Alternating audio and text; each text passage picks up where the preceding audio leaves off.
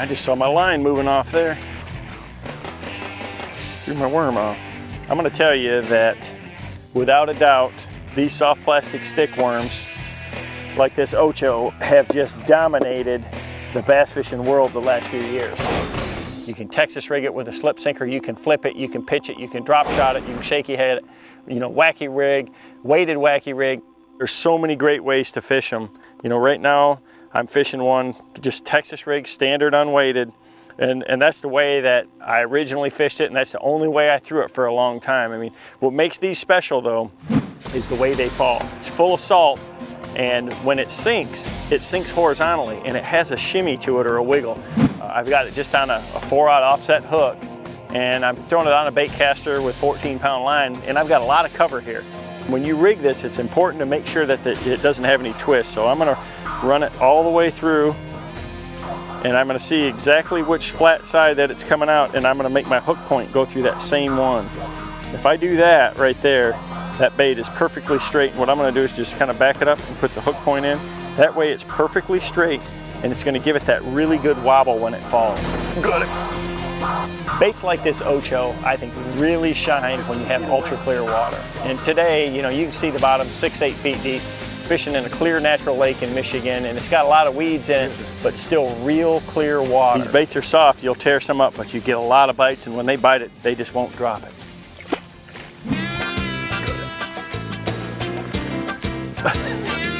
I mean, it isn't a foot deep out there. That's what you want, though. Something that you can fish up real shallow like that. Well, he came after, that's a chunky one too, right there. I love this because you can just fish it along real fast like that, twitch it along, and then just let it sink. Boy, they can't handle it. I mean, they really like that bait. It just darts around, it's very erratic, and when you do stop it and let it sink, it just has that slow, seductive fall. Gosh, 1,000 miles an hour right at me. Nice one.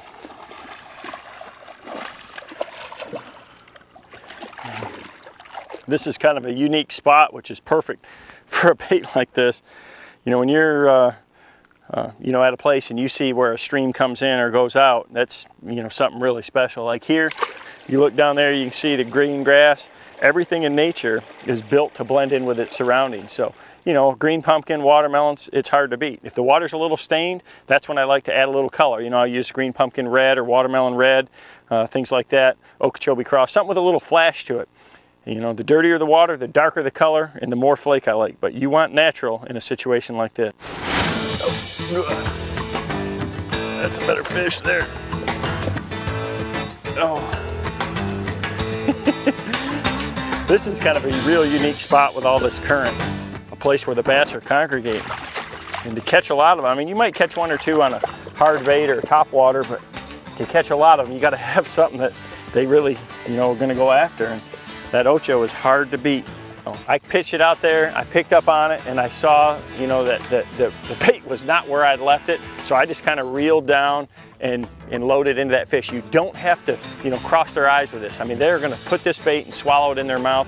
Just give a good firm pull on it, and you're going to catch these fish every time. You know, a lot of the time when I'm using these baits, I use it on a spinning rod with light line, and you just reel set. You just reel, let the rod bend over, and then just give it a little bit of a pull. That way you're not breaking off with, you know, 6 or 8 or 10 pound test line. So they're going to swallow this bait.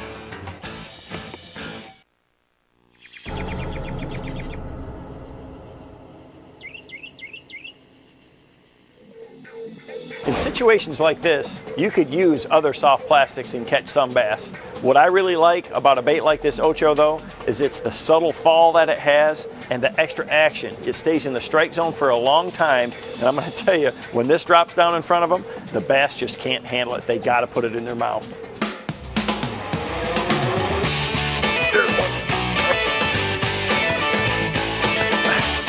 Stickworms have become a mainstay to all bass fishermen across the country. The thing about it is there's a lot of techniques that you can use this worm for, because you just catch so many fish. You're gonna fish this Texas rig with a sinker, is use as light a sinker as you can possibly get away with. You know, right now I've got it on a bait caster, my regular 7-foot worm rod, and I've got 17-pound fluorocarbon line and an 1/8 ounce slip sinker. And what it does is it just gives it a really, there's one, a really slow fall where that bait glides down to the bottom. I mean, a standard worm just doesn't have that kind of sink rate. And that's what makes it really good, is that with that light sinker, and I like to put a little tungsten weight on the front and just Texas rig it.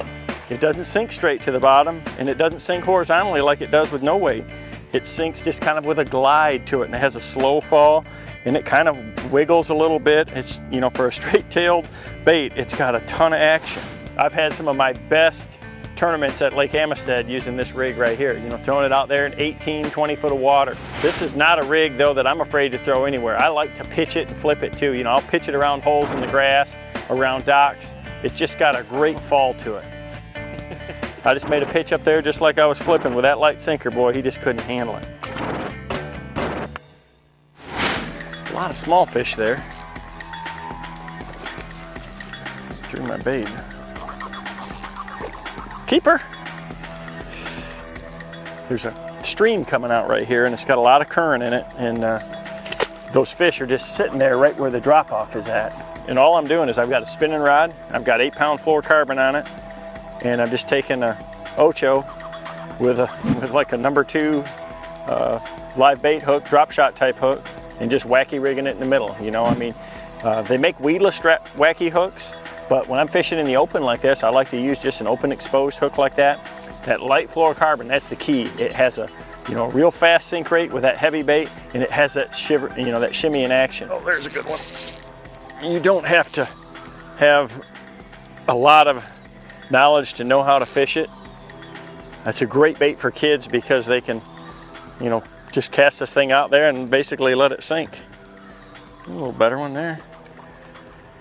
You know, with that exposed hook like that, all you have to do is reel. And matter of fact, the best way to set the hook with this is to just reel set them. That's what I'm doing. I'm gonna re-hook that. I've caught 2 or 3 on that. Once you catch a couple and it gets a little tore, I just like to move it over a little bit. Now you can put an O-ring on there and hook it around that O-ring, but I just like to hook it right through the middle. When you're fishing any of these baits, whether it's Texas rigged or wacky rigged, and you're not using any weight or very little weight, you want a rod with a real soft action to it. You know, a nice medium action graphite rod. But I like a long rod. You know, this is a 7/4 spinning rod right here, and it really helps me cast these baits a long ways. But more importantly, if you get a bite, you got a lot of sweep there. You got a lot of a rod to move a lot of line. You know, I pulled up to one spot, there's a little point of grass where a stream emptied into the lake, and I threw in there and caught bass after bass after bass with that wacky rig. I mean, just, you know, it's a perfect spot for them to gang up. Fish, and there was a lot of little ones there. And in some cases, you know, you're gonna catch that big fish first, but I mean, I probably caught 15 bass here first, and then bang. Uh-oh. There's a big one right there. Whoa. That fish has sat there and waited and waited and waited for me to weed through all those little ones, and finally decided that it was time to eat that Ocho. Look at that big fat one. That's the great thing about that lure, is that not only is it effective to catch a lot of fish, but it is real effective to catch those better than average fish.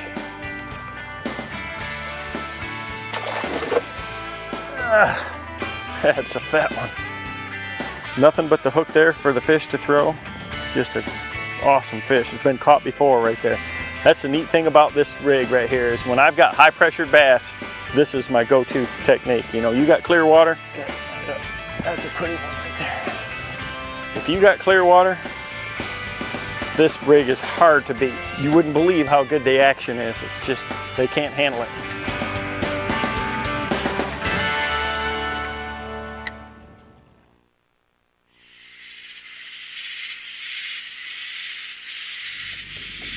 The great thing about fishing is you don't have to have a boat to be very successful. In this week's Art of Angling, Rick Klon's going to explain just that.